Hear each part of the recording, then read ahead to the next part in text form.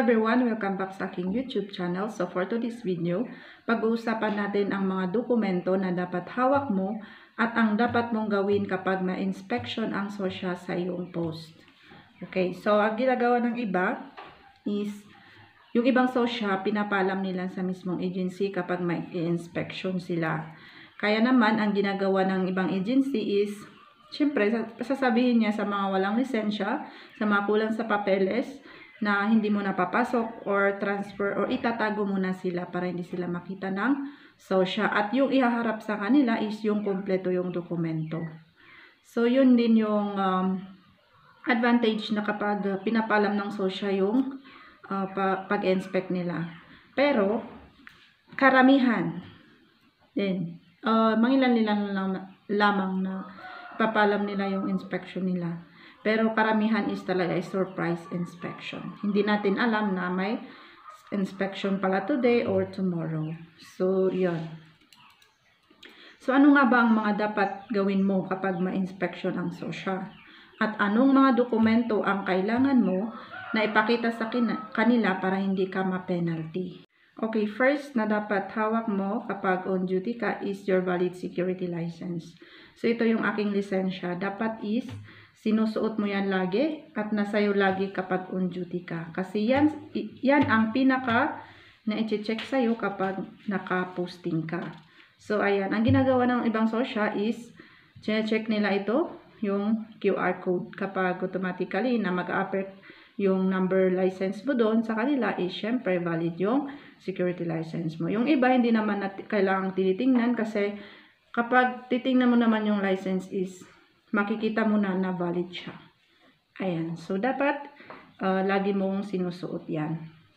Sa mga on-process pa yung kanilang security license, is dapat is hawak mo ang SBR. So, ito yung special bank receipt na nagpapakita na on-process pa at nabayaran mo na yung lisensya mo. So, yan. Iko-consider din nila ito. So, pangalawa na dapat hawak mo kapag on duty ka is your company ID. So, ito yung company ID ko noon.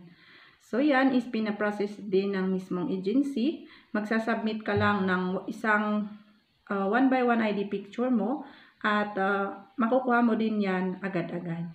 Ayan, nandito yung agency name, address, pangalan mo, and then yung mga ID number mo dito sa likod, mga person to be contacted in case of emergency.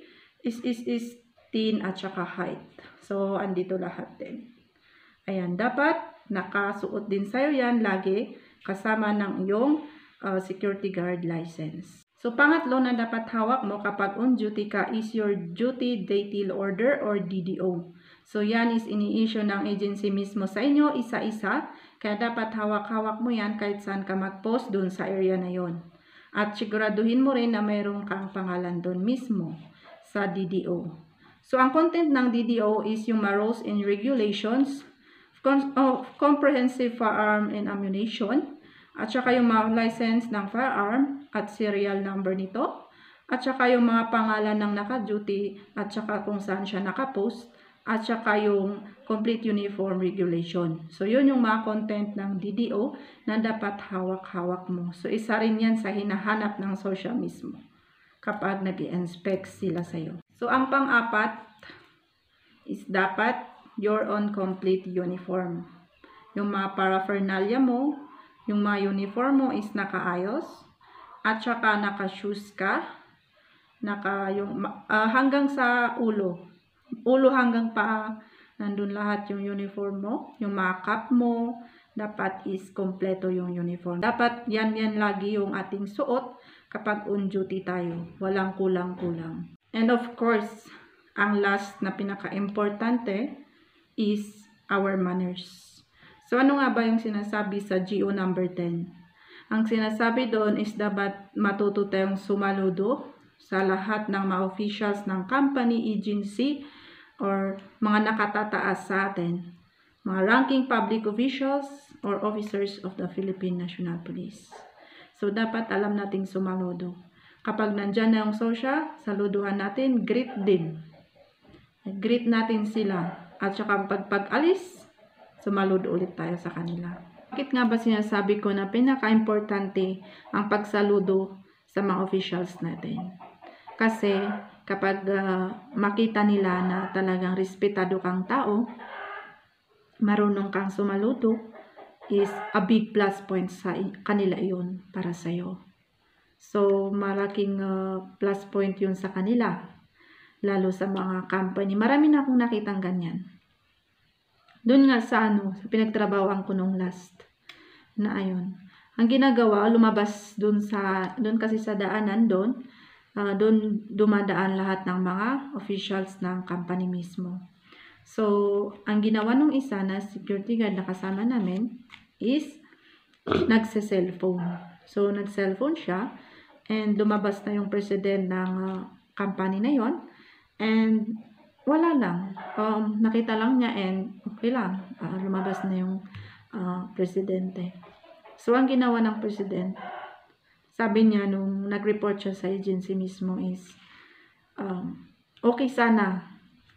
Hindi ko na kailangang makita yung guard dito. So, ang ibig sabihin nun is pinapatanggal na siya.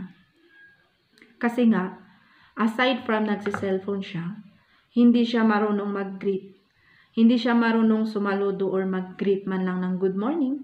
Good morning, ma'am, sir, ganun. So, ginawa lang niya, nag-cellphone lang siya and wala lang nakita niya yung na lumabas. Kaya yun yung kinagalit ng president. Although, mayroong namang iba na para kasing pangbabastos yun na syempre nag-cellphone ka na nga, you're violating rules and regulation tapos hindi mo pa sinaluduhan or gineritan man lang yung president ng company na yon. So, yun, medyo na-insult siya at nainis. Kaya pinatanggal niya yung guard na yon. So, yun, malaki kasi ang factor kapag alam mong rumispeto sa mga nakatataas sa'yo. Ayan. So, yun din, may kwento din yung sosya sa amin na yung guard na yon is walang lisensya. Kasi nga, estudyante siya na nagjo-duty sa gabi. So, wala pa siyang lisensya. So, ayun. So, sinurprise inspection ng sosya. And then, ang ginawa ng estudyante na yon is sumaludo siya. Greet, nagsaludo niya, ginerit niya. And then, yun, pinakita niya lahat kung anong meron siya. And meron siyang pagkukulang. Pero pinalampas yun. Pinalampas yun ng sosya kasi nga nakita nila na itong taong to is may paggalang. Marunong siyang sumaludo at may respeto.